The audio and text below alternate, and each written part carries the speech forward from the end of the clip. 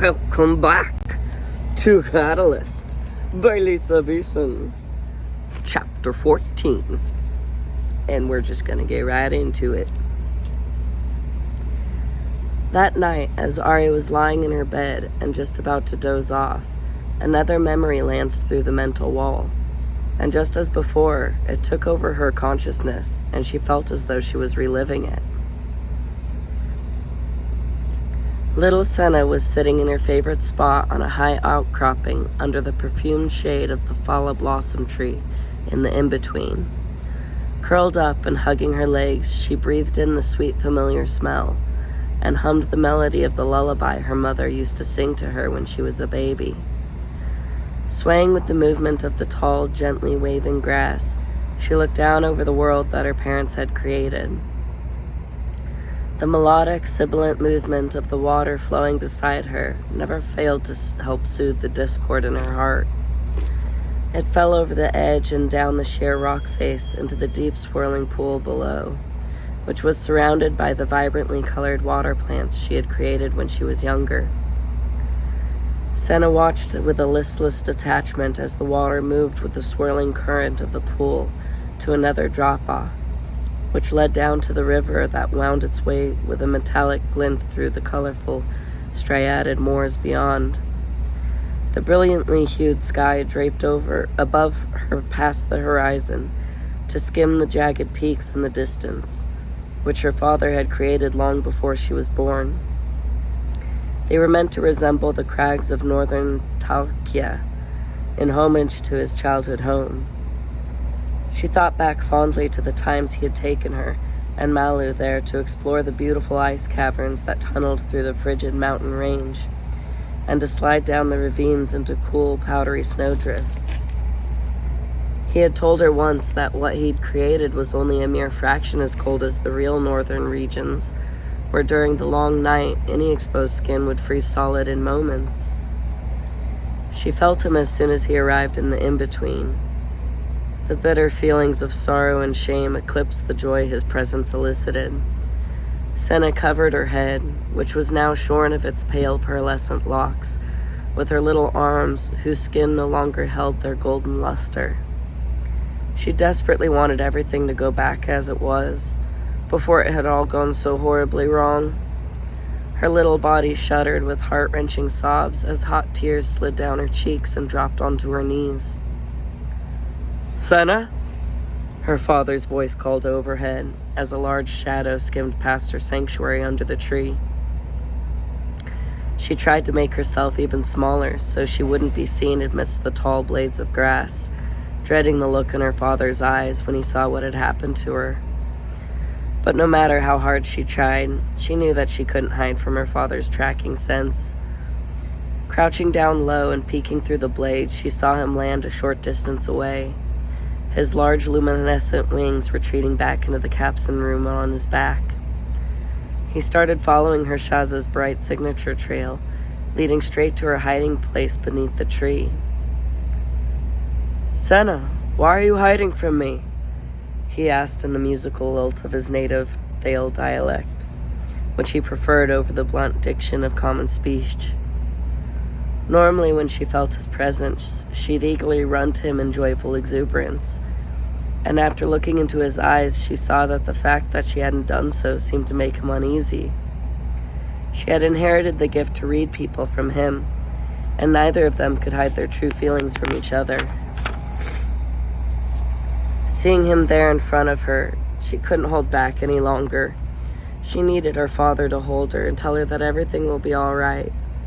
She jumped up and sprinted out from under the shade of the tree.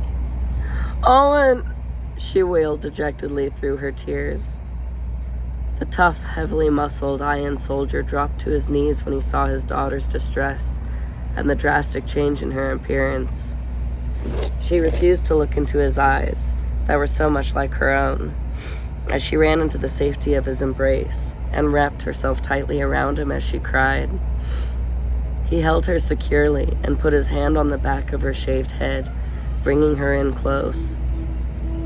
"What happened, my precious girl?" he asked in a hoarse whisper as he rocked her in his strong embrace.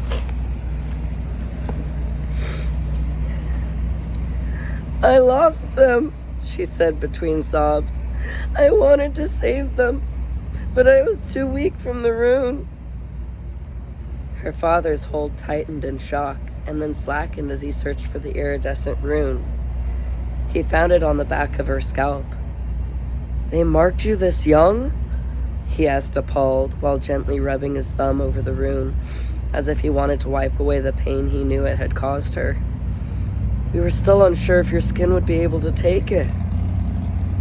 More tears streamed from her eyes as she remembered the electric searing pain that had coursed through her as her body accustomed itself to the levithium in the ink. It was so I could be passed off as a Gaian slave, she said with a sniffle. They needed a way to disguise me so we could travel without someone recognizing what I am. She nestled her forehead into the crook of his neck. But then the Carno came, and Malu sent me away with Uncle Ronan during the attack. I don't know what happened to her, Owen. She sobbed as she clutched the fabric of his uniform's tunic in her little fist. Her father kissed the top of her bald head and then took her hand in his, plucking it away from his tunic and placing it on his temple. Show me. Senna merged their Shaza and showed him her memory of Malu and Uncle Ubrim coming back to the temple after they had left her under the protection of Uncle Ronan. Though she tried to hide it, Malu had been nervous and distressed. Senna had felt it after reading her, and earlier that morning Senna had felt the discord in the great song, signaling that something bad was coming. Senna then showed her father the memory of her mother coming in and interrupting her studies to tell her about what she and her brothers had been planning with Razura and the sages. Do you understand why we must do this, Senna? Malu asked after she explained their plans to her. She was feeling distraught and regretful that she had to ask so much of her young daughter. Senna told her that she understood. She then showed her father the memory of Razura shaving her head, as Malu silently cried over the loss of her daughter's long, beautiful hair, the clumps of her pale, pearlescent tresses falling forlornly to the floor all around her feet.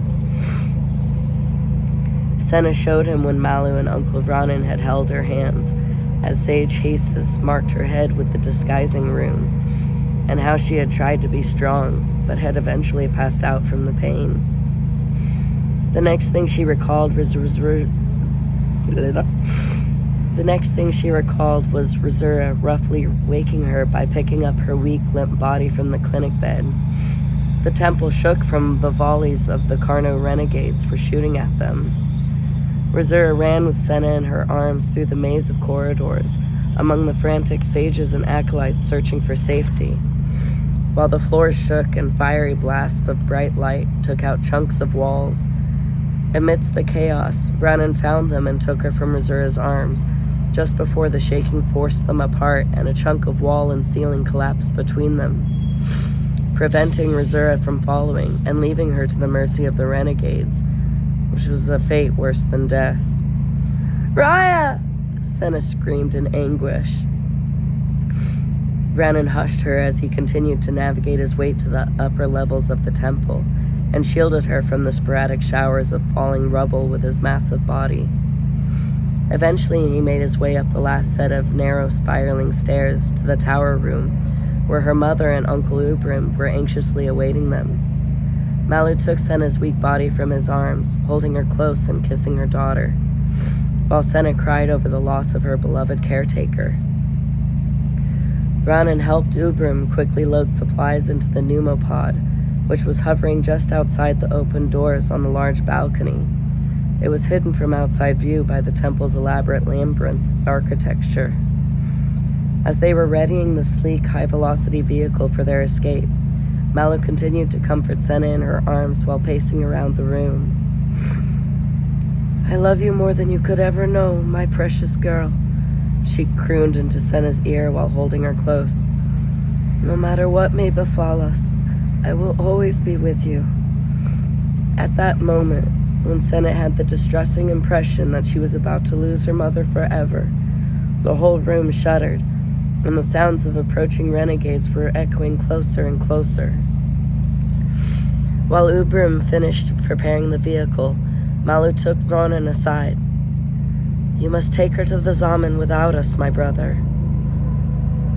"No, Malu," Senna protested as she clung fiercely to her mother. Brannon scowled at her request. "I am bound to the bloodline, my sister. I cannot leave the future Majira to the mercy of Carnos scum," he said with a flick of his head towards the door, the harsh, destructive sounds encroaching ever nearer to the room. "I am not giving you a choice, my brother," she said in a tone that brooked no argument. "Senna is of the bloodline, so you are bound to her. Though she is a kin, she is not fully Daisen. I am bound to the Majira line of succession, and she can never be." "Brother," Malu cut him off while putting a bracing hand on his arm and looking intently into his eyes. "You must ignore traditional protocol and trust me on this. No matter how anyone feels or what anyone says, Senna will be the last of the Majira line as we know it," she said with a resigned resoluteness. "The corruption of the Anukanai is spreading like a disease throughout the systems. Consul Pry has made sure that the Karna will not give up hunting us down until I am brought before the Synod and deposed. You will be safer traveling without me. The price on my head is too great." "But," he tried to protest. She cut him off with a raised hand to silence him. "They know that she exists, but they do not know what she truly is yet, and they must never know. You must protect her at all costs, brother. She must reach maturity, or Anu is lost. Ubrim and I will keep them distracted and try to give you as much of a head start as we can." "Talay," Vanran pleaded, abandoning formality, his sense of duty warring with his loyalty and love for his younger sister. He looked to Ubrim for support, but saw only the stolid, fatalistic acceptance on his brother's face, and he realized that they had been planning this all along. Something large and heavy crashed against the door.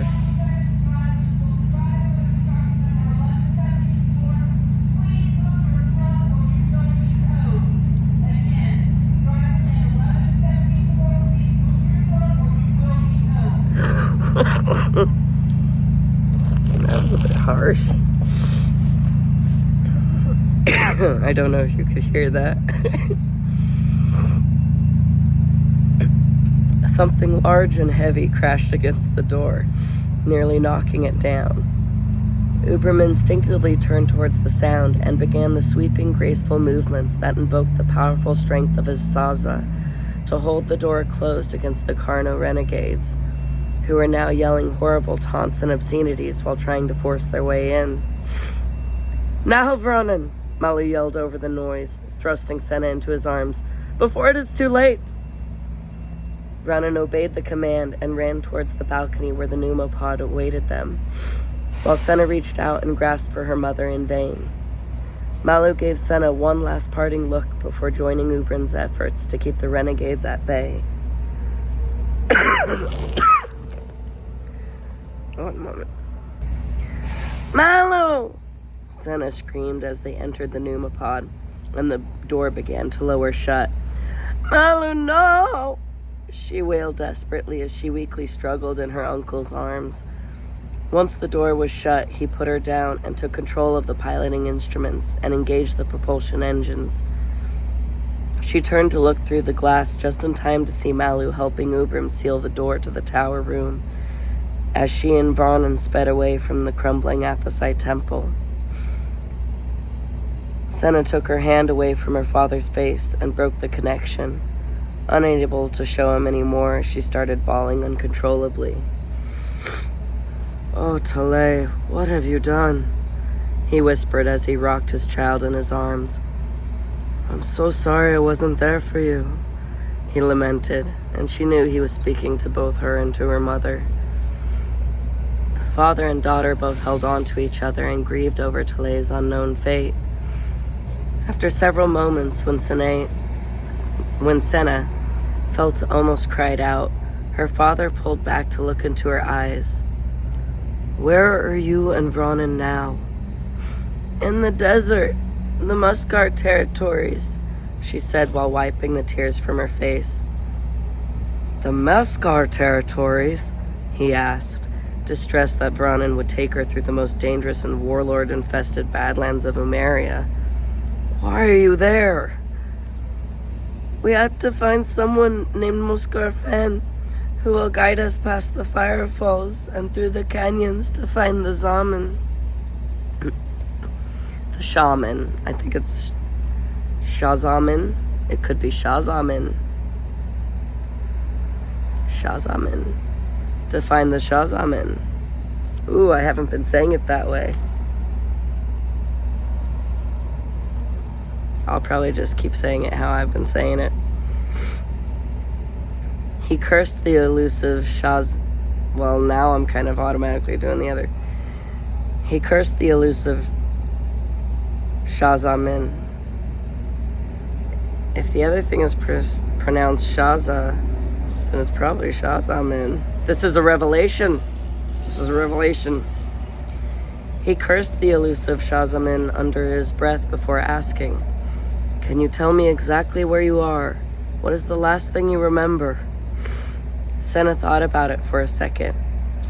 The Numa pod got damaged by ground fire from one of the rover gangs, she said pensively. So we had to land and start walking. The last thing I remember is not making it to shelter in time and trying to protect us from a sand squall that overtook us. But it must have taken too much of my strength because I ended up here. She remembered how the effort had drained so much out of her. She normally slept for hours after using her abilities, so she learned not to use them often. But after the amount of strength she used to protect her and Ronan from the squall, who knows how long she could be asleep. How did you protect yourself and Ronan from the sand squall? Her father asked with a tinge of awe and curiosity, which always seemed to creep into his voice when she exhibited her unique abilities. I don't know, she said, trying to remember. I just knew that I had to, so I did, and nothing touched us. She remembered how arduous their trek had been before the sand squall had appeared and swiftly bore down on them. They had been so tired and thirsty. Oh, and I am scared of what will happen to us. I trust that Ronan will protect you until I can find you. I will find you, Senna. I swear it, he said confidently, and she saw how ardently he wanted it to be true as he gently held her face in his hands. But she also saw the dark specters of doubt and powerlessness hiding behind his need to keep her safe from harm. She began to tear up again. She wanted to be with her father in real life so badly, but she was lost in a desert on Emeria, and he was a soldier on Adelon. The distance and the odds against them were too great. But on... He saw the hopelessness in her eyes and brought her in close again, hugging her tightly and trying to comfort her.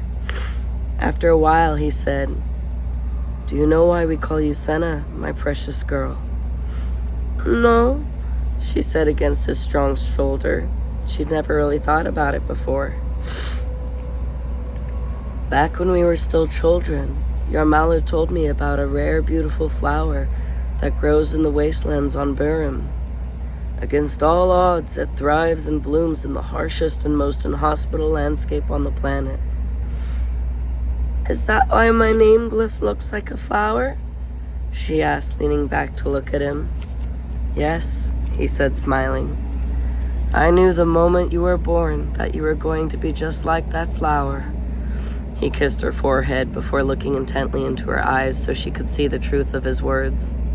Because against all odds, you are alive, and making me and Yarmalu more and more proud of you every day. That is why no matter what adversity may come your way, I am sure that you will take it in stride. And no matter what anyone else may say against you, you were meant to be, my beautiful miracle child. I know it with every fiber of my being. Senna leaned in to wrap her arms around his neck, enveloping him in her feelings of all-consuming love for him. You must promise me something, he whispered into her ear. What, Owen? You must promise me that if I cannot get to you as soon as I wish it, that you will fight to survive and continue to grow strong and true. He pulled back to look into her eyes. And you must always remember that it is all right to give, but you must never take. However tempting, you must never take. Senna shook her head as panic seized her heart. He was trying to prepare her in case they never saw each other again. It was almost too much for her to bear. She had lost so much so quickly. Her home, the sages, Raya, Malu. I will do everything in my power to find you, precious girl. I swear to you, he assured her. But I need you to promise me, Senna.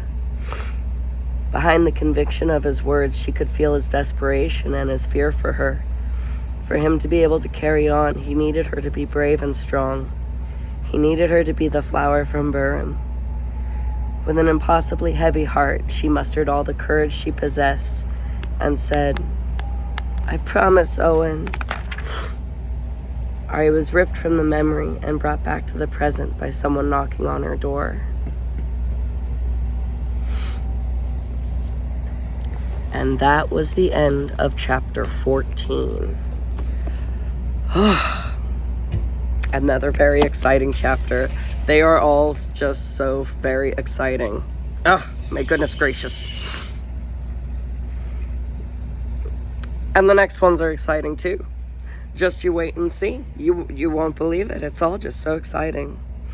And this story, oh my gosh. Lisa Beeson. Wonderful. The story, it just spider webs and intermingles and all these different aspects that just are so surprising and oh my goodness and oh my goodness. Oh gosh. Fantastic.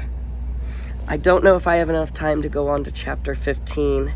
I have to actually go into work very shortly here, but I will see what I can do. For now, fare thee well. Thank you for joining, and peace.